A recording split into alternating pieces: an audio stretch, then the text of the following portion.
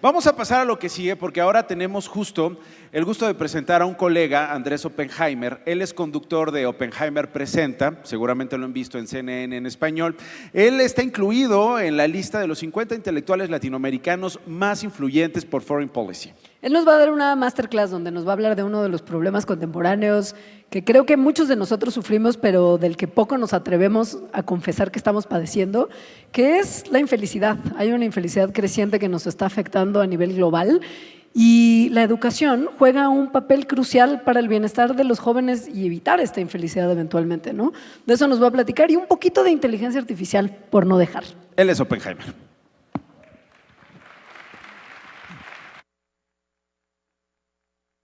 No podemos pensar en el futuro sin hablar de educación.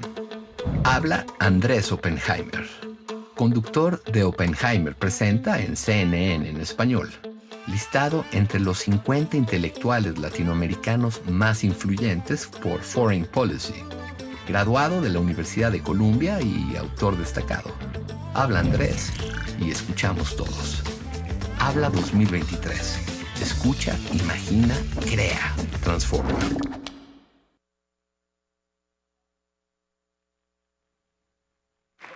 Un aplauso, por favor. Tenemos a Andrés a distancia. Andrés, no sé si nos veas, pero es un placer tenerte aquí. Sí, ¿nos escuchas, Andrés? ¿Cómo estás? Bienvenido. Ahora sí, Nacho. Muchísimas gracias. Me encanta estar con ustedes. Quiero agradecer a Alejandra Carmona, a José Ortega, los presidentes del Grupo de Educación y a todos ustedes por invitarme a estar en esto. La educación es, para mí, lo más importante, siempre lo ha sido. He escrito varios libros sobre el tema y quiero agregar un poco en base a lo que aprendí reportando mi nuevo libro que se llama Cómo salir del pozo. Pero antes que eso quiero empezar dando un pantallazo donde estamos. Yo creo que por lo que alcancé a escuchar del último panel, ya han dado más o menos una idea de cómo está México, cómo estamos en América Latina. Creo que ya hablaron de eso, pero permítanme rápidamente, antes de entrar en las nuevas tendencias de las que hablo en este libro, dar un pantallazo súper rápido donde estamos ahora, porque estamos mal. Estamos mal en México, estamos en América Latina, pésimo.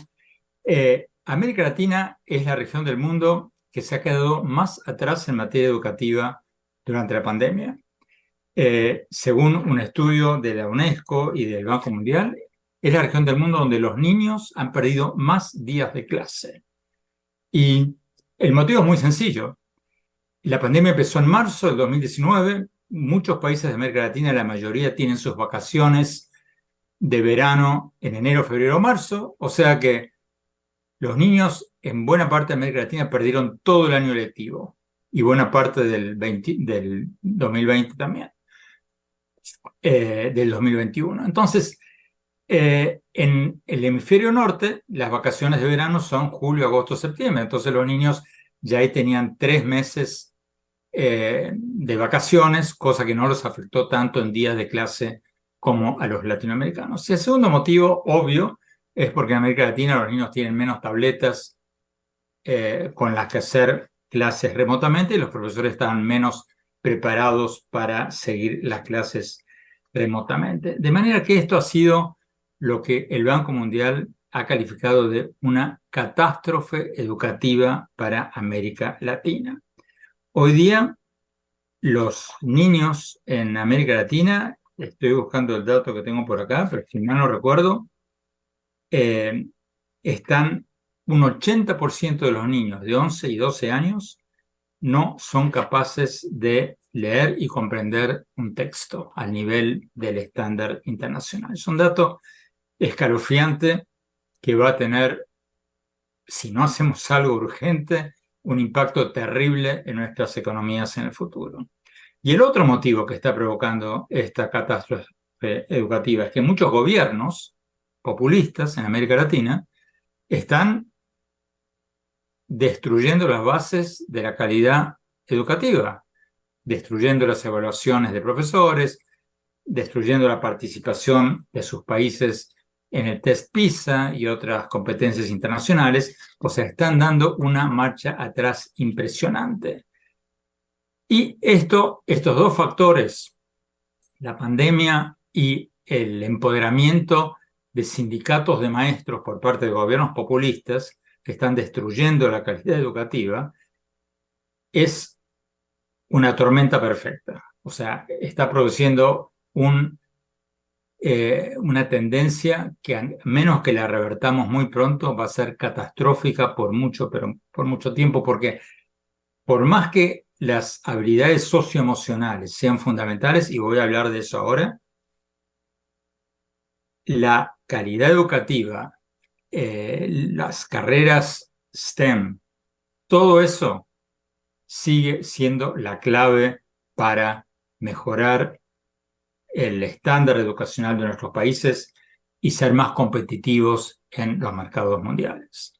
No confundamos, o sea, yo en el libro más reciente que escribí sobre educación, que se llamaba Basta de Historias, fui a Finlandia, el país que sale número uno, suele salir número uno en los tests educativos.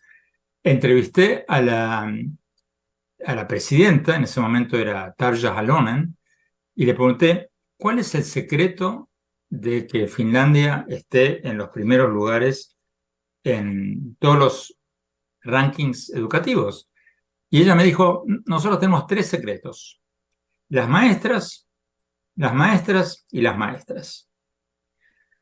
Y ahí me explicó que para tú ser maestra en Finlandia, tienes que estar en el 10% del mejor promedio de la clase en la que te gradúas de la prepa. Si no, no puedes entrar a la carrera de maestra en la Universidad Estatal en Finlandia. O sea, mientras que en nuestros países los mejores estudiantes quieren ser abogados, médicos, pero no maestros, porque los maestros suelen ganar una miseria, en Finlandia los maestros ganan razonablemente bien, casi como los abogados, y es una carrera muy requerida y de mucho estatus. Para ser una maestra de jardín de infantes en Finlandia, me explicaba la presidenta, tú necesitas una licenciatura, y para ser maestra de primer grado de primaria, una maestría. O sea, la calidad educativa, la evaluación de profesores, la meritocracia educativa sigue siendo una base fundamental para el progreso de nuestros países. Y ahí estamos mal por las estadísticas que le citaba recién, estamos mal porque, ¿saben ustedes cuántas patentes de nuevos inventos produce América Latina? No les veo las caras, pero me gustaría verles las caras y preguntarles cuánto calculan. La respuesta es que América Latina solo produce el 1.6% de las patentes mundiales de nuevos inventos. 1.6%, cifras de la OMPI, de la Organización Mundial de la Propiedad Intelectual de las Naciones Unidas. O sea, menos del 2%. Y lo que es más deprimente aún, es que estamos yendo cuesta abajo, porque hace 13 años, en el 2010, América Latina representaba el 2.8% de todas las nuevas patentes mundiales.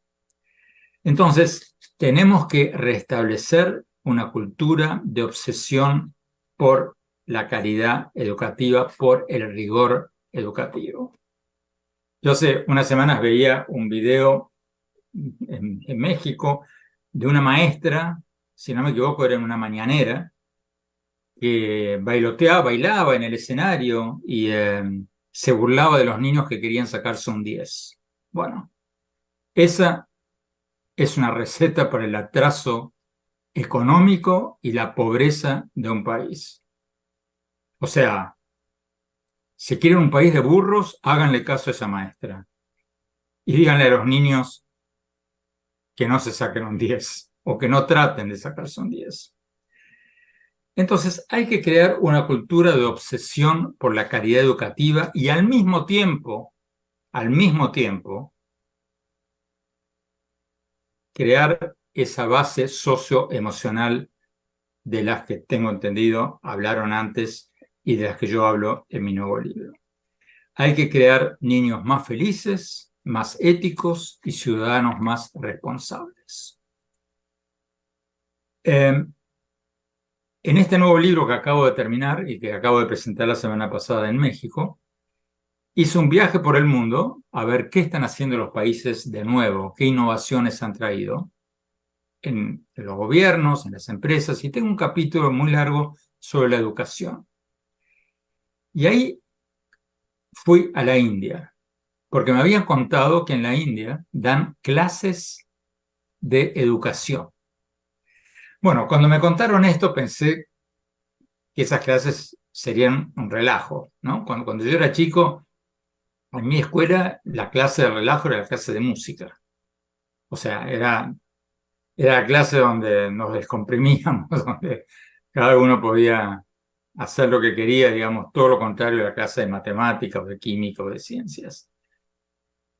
Pero cuando fui a Nueva Delhi, me quedé con la boca abierta cuando fui a estas clases de felicidad. Todas las escuelas de Nueva Delhi, la capital de la India, tienen clases obligatorias de 1 hora por día, 5 días por semana, clases de felicidad. Y cuando entrevisté a la ministra de Educación de Nueva Delhi, Atashi Singh, ella me decía que el concepto detrás de estas clases es que los niños felices aprenden más. Como buen periodista escéptico, lo tomé con ciertas dudas. ¿Cómo es eso de que los niños felices aprenden más? Le pedí que me permitiera ir a una de estas clases, o a varias de estas clases, y le dije, me gustaría ir ahora, porque mañana me voy a otra ciudad, o sea, y también porque no quería que me escenificara en una clase con los mejores alumnos y me hagan un teatro. Y me llevaron a una escuela y pude ver estas clases y realmente me dejaron con la boca abierta. Les cuento, todos los días de la semana, como les contaba, tienen otra clase. Los lunes, por ejemplo, tienen mindfulness, atención plena. Los niños aprenden a meditar. Porque los niños en India, como en cualquier parte del mundo, entran en la clase como un tropel, empujándose, gritando. Pero se sientan en sus pupitres, las maestras les dicen, niños, mindfulness, a meditar. Entonces hacen meditaciones guiadas. La maestra les dice, ahora cierren los ojos durante 20 segundos. Los niñitos cierran los ojos. La maestra les dice, escuchen los ruidos externos. Los niños que hace 3 segundos estaban gritando y pataleando, ¿no? Están sentaditos ahí, concentrándose en los ruidos externos. Después de 20 segundos, la maestra les dice, ahora concéntrense en la punta de sus dedos. Los niñitos, todos con los ojos cerrados, concentrándose en las puntas de sus dedos. Pues la maestra dice, ahora concéntrense en las orejas, etcétera, etcétera, etcétera, durante 3-4 minutos. Bueno, después de eso, los niños eran otra cosa. Estaban totalmente calmados, enfocados en la clase de matemáticas o en ese caso de mindfulness que se venía. Y lo mismo hacen en todas las clases, porque después de eso los niños están mucho más concentrados, tienen mucho mayor atención plena que de lo que tenían antes. Y en la guía de los maestros, porque no sé si alcanzan a ver, me traje todos los materiales educativos de ahí, todo esto no está librado a la improvisación de la maestra. Todo esto está en libros con guías para los maestros, para que hagan todo esto metódicamente cada día de la semana. Y según el manual de orientación para los docentes, ahí dice que la atención plena en mindfulness puede ser cultivada al igual que cualquier otra actividad. Así como uno puede ejercitar los músculos del brazo haciendo pesas todos los días, uno puede ejercitar los músculos de de la concentración y de la atención plena, haciendo ejercicios de meditación plena todos los días. A mí me pareció fantástico. Primero porque los vi a los niños calmados y mucho más enfocados en la clase. Ojalá yo cuando era pequeño hubiera aprendido a meditar. Yo hasta el día de hoy he tratado 1000 veces. A los 3 segundos estoy pensando en el artículo que tengo que escribir mañana o el programa de televisión que tengo que hacer esta noche. Pero allí lo aprendo desde pequeño. Los martes, los niños aprenden clases de tolerancia al fracaso. ¿Y cómo lo hacen? Con cuentos ejemplares. Todo está escrito en el Happiness Curriculum. O sea, no sé si alcanza a verlo. Acá, y para cada grado, hay un manual en que las maestras tienen todo esto. Y tienen las historias ejemplares escritas, porque los niños aprenden mejor que nada con historias de gente con las que ellos se pueden relacionar. Por ejemplo, la maestra le dice a los niños en esa clase de tolerancia al fracaso de todos los martes, el caso de Messi. Messi llegó al Mundial de Qatar, el Mundial de Qatar, después de 36 partidos invicto con la selección argentina. ¿Okay? Llegan a Qatar y pierde Argentina contra Arabia Saudita, un equipo de troncos, con todo respeto al hermano pueblo de Arabia Saudita. Perdió Argentina, o sea, el gran favorito contra Arabia Saudita. Bueno, un golpe terrible, duelo nacional, sale Messi a la conferencia de prensa, probablemente coacheado por su director técnico, porque los deportistas tienen mucho más incorporado que el resto de nosotros este concepto de caerse y levantarse, porque pierden constantemente. Sale a la conferencia de prensa y dice, sí, esto ha sido un golpe terrible, hemos fracasado el día de hoy, pero somos un equipo bueno, tenemos confianza, nos vamos a recuperar, vamos a ganar el próximo partido, y bueno, terminaron ganando el Mundial. Entonces la maestra le cuenta esta historia a los niños y les pregunta para discutir en clase, a ver niños, cuéntenme de sus fracasos, cuéntame cada uno de sus fracasos. Tarea para el martes que viene, ¿cómo te has sobrepuesto a tu fracaso? Y todas las semanas otra historia que yo escuché en una de esas clases es Michael Jordan. Michael Jordan erró 9000 canastas antes de ganar su primer campeonato de la NBA. Niños, cuéntenme de vuestros errores, vuestros fracasos.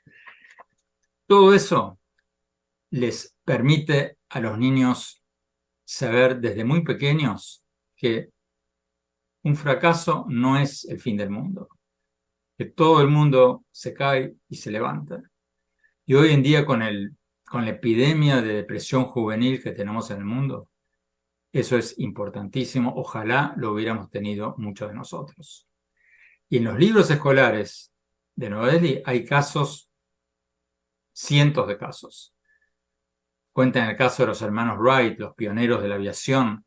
Hicieron 163 vuelos fallidos antes de hacer su primer vuelo exitoso. O sea, el avión salía, ¡boom!, se caía. Entonces, cada una de esas historias es seguida de una discusión en clase y de una tarea relacionada con eso. Los miércoles, los niños aprenden a trabajar en equipo. Los jueves, aprenden a tener valores éticos y morales. Pero no con una maestra que pontifica, ahí niños, tienen que ser éticos. No, eso no sirve para nada. Ni en India ni en ninguna parte del mundo. Lo hacen con historias ejemplares con las que los niños se pueden identificar. Y las historias, que son cientos que están ahí en los libros, que cualquier maestra mexicana puede, no sé, yo los tengo en mi casa, son espectaculares. Por ejemplo, uno de los cuentos que cuenta la maestra en esta clase para inculcarles valores éticos y morales. La historia cuenta la historia de una niña que recibe su examen corregida por la maestra y se da cuenta que la maestra le marcó bien respondidas 37 de las 40 preguntas que tenía el examen. Y la niñita le dice a su compañerita de pupitre, oye, parece que la maestra se equivocó, porque yo solo contesté bien 34 de las 40, no 37. Y la compañerita le dice, bueno, ok, no le digas nada. Digo, no, le voy a decir que se equivocó. Pero no, ¿cómo le vas a decir que te va a bajar la calificación, te va a bajar el promedio? No le digas nada, quédate acá. Bueno, la niñita se levanta, va a la maestra y le dice, maestra, me parece que usted se equivocó. Hay algunas preguntas que contesté mal y usted me las marcó como bien. Entonces, la maestra sigue contando la historia, escribe algo en un papelito para dárselo a la niña. Una vez que la maestra contó esta historia en la clase, le pregunta a los niños, ¿qué creen ustedes que decía el papelito que escribió la maestra para la niña? Discusión en clase. Tarea para la próxima clase del jueves que viene. Cuéntame si alguna vez has tenido un dilema sobre si admitir algo o no y qué decidiste hacer. Otra tarea para otra semana. Cuéntale esta historia a tus padres y hermanos y pregúntales si tuvieron algún dilema similar y qué hicieron para resolverlo y si lo que hicieron los hizo más felices o menos felices. En Nigeria hablé con la directora de una ONG muy interesante que se llama Step Up Nigeria, que Nigeria es un país muy corrupto, como muchos de los nuestros, y esta ONG se dedica a dar clases contra la corrupción en las escuelas. Un poco parecido a lo que vi en Nueva Delhi, pero aplicado más precisamente a la corrupción. Y lo mismo, cuentan historias ejemplares de la vida cotidiana para familiarizar a los niños desde muy pequeños con el concepto del soborno, el concepto del conflicto de interés, el concepto del peculado, el concepto de cómo esto daña a la sociedad. Por ejemplo, una de las historias que cuentan los libros de texto de Step Up Nigeria dice, para niños de 7 o 8 años, dice que había una vez un hombre muy bueno, un funcionario público de un pueblo, que era muy buena gente, muy amigo de sus amigos, muy querido con su familia, y que para ayudar a un primo le hizo una conexión con el gobernador para darle un chayote y que el gobernador le diera un permiso para construir un edificio. Ok, el primo construye el edificio, a los 3 años se cae el edificio, mueren 3 familias, terrible tragedia. Discusión en clase, la maestra le pregunta a los niños, ¿ese hombre que ayudó al primo era realmente tan bueno, como decíamos al principio, o no tanto? Los niños de esa manera se familiarizan desde muy, pero muy pequeñitos con el concepto de la corrupción y el daño que causa la corrupción. Y constantemente, todas las semanas, le cuentan un nuevo cuento. Otra clase que me contaron en Nigeria. La maestra les dice a los niños, hay un partido de fútbol entre los chicos del primer grado A y los del primer grado B. El árbitro es el padre de uno de los niños del primer grado A. ¿Puede ser neutral el árbitro de ese partido? Discusión en clase. Si los niños se familiarizan desde muy pequeños con el concepto de conflicto de intereses. Otra historia parecida. La maestra les cuenta a los niños de una maestra en una escuela rural donde, como en muchos de nuestros países, a veces tienen que juntar varias clases en una porque no hay suficientes niños. Y la maestra tiene a su hija en la clase. Niños, pregunta la maestra, ¿puede esa maestra ser justa a la hora de dar las calificaciones a los niños? Discusión en clase, tarea escolar. Bueno, todos esos casos están meticulosamente escritos para que los maestros los expongan en la clase. Y de esa manera, las maestras pueden enseñarles a los niños desde muy, pero muy pequeños a familiarizarse con todos estos conceptos. Entonces, resumiendo, porque me quedan 5 minutos y quiero dejar tiempo para algunas preguntas. Yo creo que la clave sigue siendo no descuidar el rendimiento académico. Y en nuestros países, donde se ha destruido el rigor académico, en muchos casos, el gran desafío es volver a reconstruirlo. Pero al mismo tiempo, tenemos que empezar a adoptar algunas de estas prácticas para aumentar la felicidad y enseñar valores éticos y morales. Porque al final del día, los niños felices aprenden más. Y no hay que inventar el agua tibia. Ya lo están haciendo muchos países. Lo único que hay que hacer es buscar sus libros de texto, copiar lo que sea aplicable para México, desechar al resto. Pero se están haciendo cosas muy interesantes en todo el mundo en esta materia. Hay que adaptarlas, hay que tener visión periférica, pero de ninguna manera descuidar el rigor académico y la calidad educativa. Muchas gracias.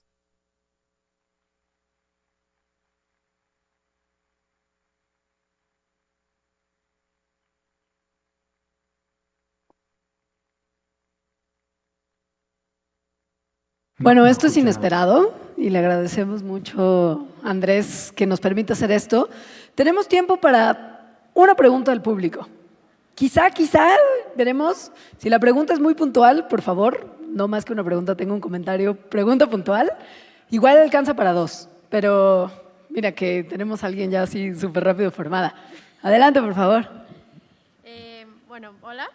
Mi nombre es Nicole y mi pregunta es, en un mundo de creciente ansiedad, de conflictos, crisis, enfermedades, ¿cómo podemos asegurarnos de que las y los jóvenes tengamos una formación en el bienestar? Bueno, aprovecho que veo acá en la pantalla de Zoom que Fernando Reimers está uniéndose acá para responder con una frase de él. Una frase de él que puse en la contraportada de un libro mío sobre educación que se llamaba Basta de Historias. La forma es no esperando que la solución venga de los gobiernos. Porque los gobiernos, y en mi opinión personal es que este gobierno de México le ha hecho un enorme daño a la educación en México. Pero cualquier gobierno, este o cualquier otro, piensan en plazos sexenales. Y la educación es un proyecto a 10, 20, 30 años. La formación de maestros, la formación de directores de escuelas, todo eso es un proyecto a larguísimo plazo. Entonces, lo que hay que hacer es apoyar a organizaciones de la sociedad civil.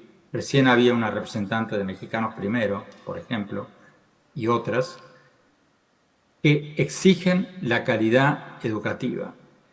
Porque la solución no va a venir de los gobiernos. Los gobiernos piensan en la próxima elección, piensan en construir el puente, el camino, piensan en hacer algo que salga en la foto, que traiga votos. La calidad educativa, el test PISA, no sale en la foto.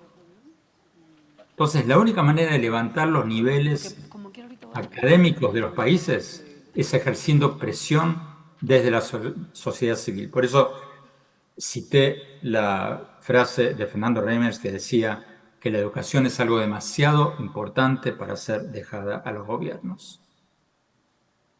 Muchas gracias.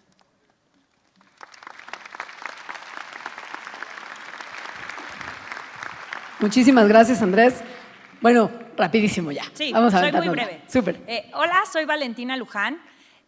Cuando hablas que los niños felices aprenden mejor, ¿A qué te refieres con felices? Porque siento que muchas veces este concepto es imaginarnos niños brincando en el jardín, cazando mariposas. Entonces, ¿podrías elaborar un poquito más en tu concepto de felicidad, por favor?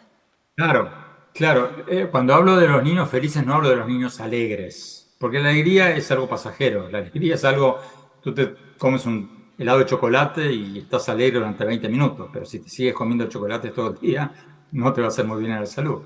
No, yo hablaría de niños felices como niños que no entran en este espiral de depresión, de angustia, en que están viviendo muchísimos niños hoy en día por las redes sociales, por las exigencias académicas, por la violencia de la que ustedes hablaban antes, por varios otros motivos. Si con ejercicios socioemocionales podemos contrarrestar esas tendencias, traer sosiego, traer serenidad, traer un propósito en la vida, traer un marco de tranquilidad, por decirlo de alguna manera, a los niños, van a estudiar mucho más. Lo mismo que un adulto. Un adulto, mira, yo siempre pongo una frase que me impacta en la contraportada de mis libros. En el nuevo libro que acabo de presentar en México la semana pasada, puse en la contraportada, según estudios de Estados Unidos, las personas felices viven entre 6 y 10 años más que las no felices. La gente que trabaja y es feliz, trabaja mucho mejor que la que no está feliz. Hay 20 estudios que cito en el libro que muestran lo mismo. Y no hay que ser ningún académico intelectual muy inteligente para darse cuenta. Si tú estás deprimido, te vas a levantar cansada, angustiada, no vas a tener la creatividad, la innovación, la fuerza, el empuje que vas a tener si estás feliz, por decirlo de una manera. Por eso digo que los niños felices aprenden más. Gracias. Muchísimas gracias, Andrés. Gracias por este regalo de la sesión de preguntas y respuestas que fue inesperada. Muchísimas gracias por tu charla.